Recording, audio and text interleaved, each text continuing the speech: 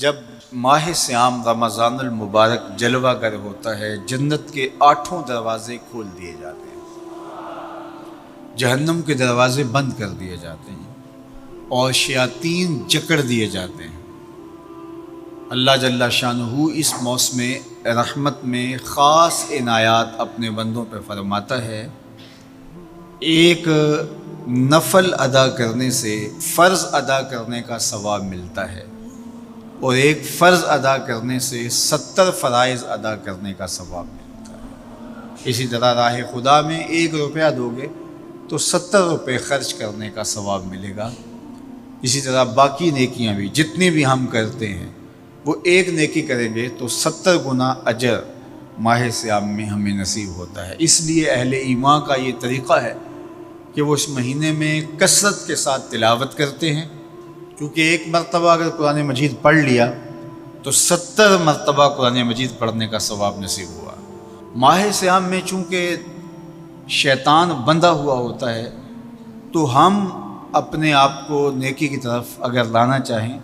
تو اتنی رکاوٹیں نہیں ہوتی جتنی عام دنوں میں ہوتی ہیں، لیکن اس کے باوجود بہت سارے لوگ ہیں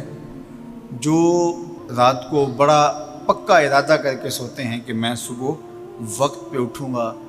اور نوافل بھی پڑھوں گا اور نماز بھی ادا کروں گا، لیکن جب صبح ہوتی ہے تو انہیں یا تو جاگ نہیں آتی یا نیند سے بیدار ہو جاتے ہیں، بستر سے اٹھا نہیں جاتا۔ جب کہ وہی شخص انہوں نے صبح سبزی منڈی جانا ہو تو چھلانگ لگا کے اٹھتے ہیں اور سبزی منڈی پہنچتے بھی ہیں۔ سستی، طبیعت کا کسل نہیں ہوتا۔ عمومی طور پہ ہم اپنے آپ کو بیمار تصور کر لیتے ہیں اور سستی اور کسل کا نام دے کر کے، بہانہ دے کر کے ہم کہتے ہیں کہ بس کیا کریں، ہم کو ارادہ کرتے ہیں روز لیکن ہم سے اٹھا نہیں جاتا، بس طبیعت اس طرح کی ہے، کسل ہے، سستی ہے۔ یہ بات ذہن میں رکھیے گا کہ ارادہ کرنے کے باوجود بھی صبح جب ہم اٹھ نہیں پاتے یا کوئی بھی نیکی کا کام ہم کرنے کا ارادہ کرتے ہیں تو ارادہ کرنے کے باوجود ارادہ ہی رہ جاتا ہے، ہم کر نہیں پاتے، تو اس کا سبب یہ ہوتا ہے کہ بہت سارے ہم گناہ کر چکے ہیں اور ان گناہوں کی وجہ سے ہم نیکی کی توفیق نہیں پاتے۔ حضرت حسن بصری رضی اللہ تعالی عنہ نے یہی وجہ اس کی بیان فرمائی ہے، تو اس کا بہترین طریقہ یہ ہے کہ توبہ کی جائے، اور توبہ بھی سچے دل سے کی جائے، رو رو کے اللہ سے گناہوں کی معافی مانگی جائے، اور سچے دل سے جب توبہ کی جائے تو پھر سارے گناہ نہ صرف مٹا دیے جاتے ہیں بلکہ ان کو بدل کے نیکیوں میں تبدیل کر دیا جاتا ہے۔ تو ماہ صیام کے اندر پختہ عزم کریں اور اس عزم کو عمل کی شکل دینے کے لیے سچی توبہ کریں کہ ہمارا یہ رمضان اس طرح سے گزرے، یہ مہینہ اس طرح سے بسر ہو کہ ہم اس مہینے میں اللہ تعالیٰ کی قربت حاصل کر لیں، ہم گناہوں سے پاک ہو جائیں اور ہم جو ثمرات ہیں، جو فوائد ہیں اس مہینے کے، وہ ہم سمیٹ سکیں۔ تو یہ وہ مہینہ ہے جس کے انتظار میں میرے اور آپ کے آقا و مولا اپنی آنکھیں لگائے ہوتے تھے اور دن گن گن کے وقت گزارتے تھے کہ ماہ صیام آ رہا ہے۔ تو اس مہینے کا عزت کے ساتھ، تکریم کے ساتھ، اعزاز کے ساتھ استقبال کرو اور اس کو پلکوں پہ بٹھاؤ، اس کو دل پہ بٹھاؤ۔ اس مہینے کی تکریم یہ ہے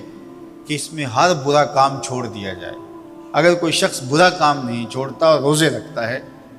تو میرے اور آپ کے آقا و مولا کا ایک فرمان سن لیجئے، من لم یدع قول الزور والعمل بہ فلیس للہ حاجۃ فی ان یدع طعامہ و شرابہ۔ فرمایا کہ جو جھوٹ اور برے کام نہیں چھوڑتا، اس کے بھوکا اور پیاسا رہنے کی اللہ کو کوئی ضرورت نہیں ہے۔ تو روزہ خوراک بچاؤ مہم نہیں ہے جو چلائی جاتی ہے، بلکہ یہ تزکیہ نفس کا موسم ہے، باطن کی صفائی کا موسم ہے، اور باطن کی صفائی نہیں ہوتی جب تک ہم کوشش کریں۔ آپ کے بدن پہ بہت ساری میل چڑھی ہوئی ہے اور جمی ہوئی ہے بدن کے ایک ایک عضو پہ میل، تو آپ پانی میں چھلانگ لگا کے باہر بھی آ جاتے ہیں تو میل نہیں اترتی، چلو کچھ نہ کچھ فرق تو ضرور پڑ جاتا ہے، لیکن میل نہیں اترے گی۔ میل کب اترے گی؟ جب آپ اپنے بدن کو مل مل کے اس کے اوپر صابن لگا کر کے اچھی طرح سے اس کو جب اتاریں گے محنت کوشش سے، تو پھر آپ کا بدن مہک جائے گا، ہلکا پھلکا ہو جائے گا، میل اتر جائے گی۔ یہ موسم رحمت ہے، اللہ کی رحمتوں کا می برسے گا، اس سے کچھ نہ کچھ فائدہ تو ہوگا ہی، لیکن حقیقی فائدہ وہی حاصل کرے گا جو اپنے گناہوں کو مل مل کے دھوئے گا اور اپنے آپ کو صاف کرنے کی کوشش کرے گا۔ تو اپنے من کے میل اتارنے ہیں، اپنے باطن کے میل اتارنے ہیں، اپنے اعمال کی درستگی کی کوشش کرنی ہے۔ صلاۃ التراویح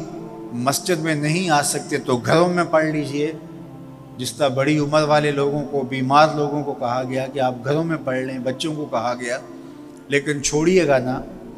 یہ رمضان المبارک کا خاص عمل ہے۔ آج کل دین بیزار طبقہ مختلف جگہوں پہ بیٹھ کے مسجد پر، مدرسے پر، تراویح پر، ان چیزوں پر تبصرہ کر رہا ہے اور اتنا ہلکا ثابت کرنا چاہ رہا ہے ان امور کو، جس طرح یہ چیزیں ہوتی کچھ نہیں ہیں، جبکہ ماہ صیام کے قیام پر میرے اور آپ کے آقا مولا نے بشارت دیتے ہوئے فرمایا، من قام رمضان ایمانا و احتسابا غفر لہ ما تقدم من ذنبہ، جس نے رمضان المبارک کی راتوں میں قیام کیا ایمان اور محاسبہ نفس کے ساتھ، اللہ اس کے پچھلے سارے گناہ معاف فرما دیتا ہے۔ یہ بہت بڑی دولت ہے، تو اس دولت کو ضرور سمیٹیے گا، ضرور حاصل کیجئے گا، من کی ستھرائی، عفت اور پاکیزگی کا سامان کیجئے گا۔